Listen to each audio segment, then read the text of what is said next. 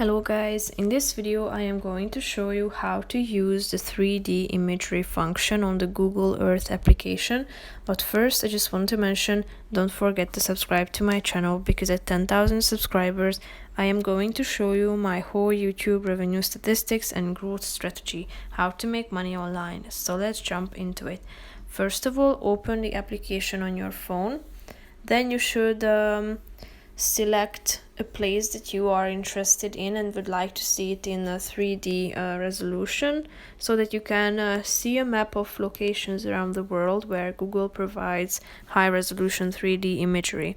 Or you can either type in the name of the place that you are interested in by clicking on this search icon at the top of the screen, and then you should type in the name of your search.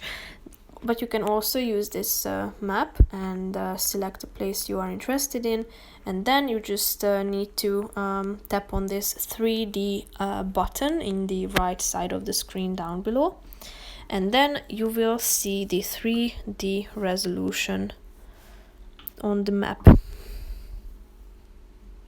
So that's pretty much it for this video. I hope you found it helpful. If you did, consider subscribing, and see you in the next video. Bye bye.